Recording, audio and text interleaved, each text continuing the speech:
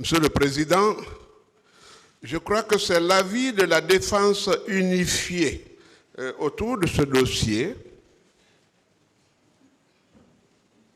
On n'aurait plus rien d'autre à ajouter parce que c'est un avis commun. Cette association, elle doit être déclarée irrecevable parce que ses objectifs ne collent même pas avec ce procès.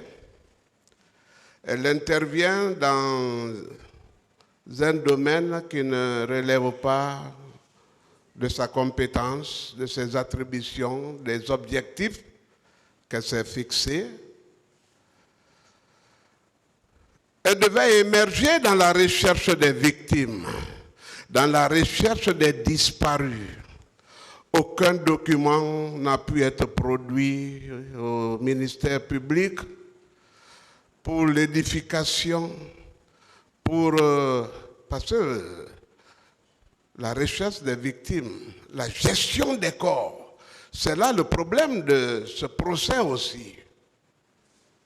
Ce n'est pas que les victimes comparantes, celles-là qui souffrent d'infirmités visibles, mais celles dont on n'a eu aucune nouvelle depuis le 28 septembre.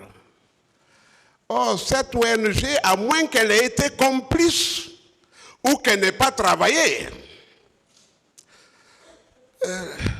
ne nous oriente même pas vers l'enquête, c'est-à-dire les recherches ultérieures, pour retrouver au moins les fosses communes,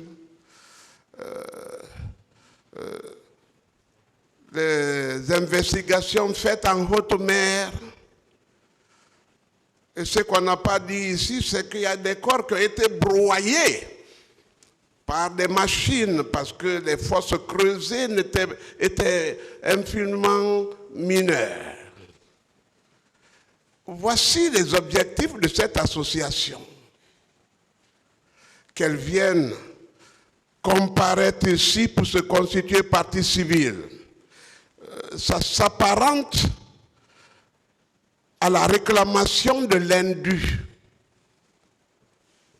à l'enrichissement sans cause. Nous nous opposons farouchement et nous savons que votre décision sera la meilleure. Je vous remercie.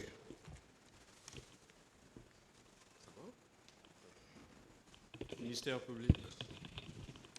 Sur la demande d'irrecevabilité de la constitution de partie civile de l'ONG AFADIS.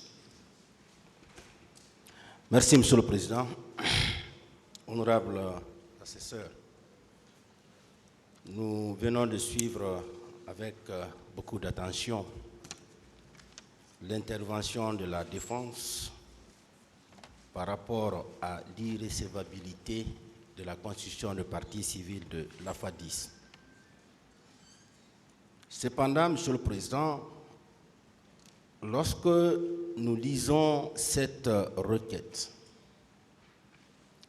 certes, l'acronyme AFADIS, ça fait mal, mais ce qui est évident, Monsieur le Président, à cette requête, les avocats ont pris soin de joindre les différentes auditions.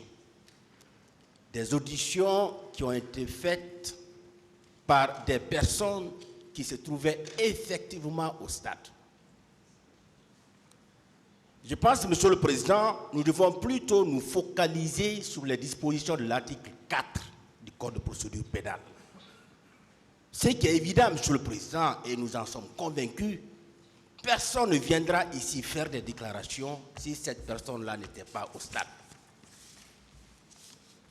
Toutes les personnes, Monsieur le Président, en tout cas dont les noms figurent dans la requête qui a été présentée au tribunal, nous nous rendons compte que ce sont des personnes qui se trouvaient au stade.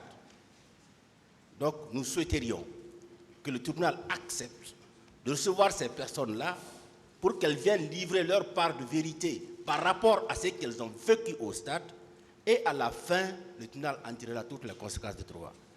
Je vous remercie. Partie civile.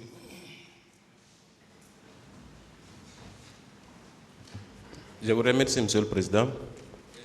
Honorable. Intervenir, s'il vous plaît. S'il vous plaît, on a une stratégie ici. Ceux qui sont à côté de celui qui dépose. S'il vous plaît, laissez-le continuer. Il a déjà commencé. Laissez-moi continuer, s'il vous plaît. Voilà. C'est assez regrettable. Monsieur le Président, AFADIS est une association qui a des statuts reconnus par l'État guinéen. Et dès lors que cette association a des statuts, je pense qu'elle doit figurer dans cette procédure pour deux raisons fondamentales. Premièrement, elle représente des personnes dont les parents ont disparu au moment des faits et qui ne se souviennent pas du premier passage de Ouribailo ici à cette barre. Notre confrère a perdu son jeune frère au stade. Et plusieurs autres personnes ont été entendues justement dans le cadre de ce procès en ayant perdu des proches au moment des faits. Et nous pensons que le nom ne doit pas être le motif central pour empêcher cette association d'exercer pleinement son droit de figurer dans cette procédure. Nous savons tous que les porteurs disparus constituent un pan important dans ce dossier qui n'a pas été élucidé. Donc le passage à cette barre des victimes ou les parents de ces victimes va certainement contribuer à éclairer davantage la lanterne du tribunal.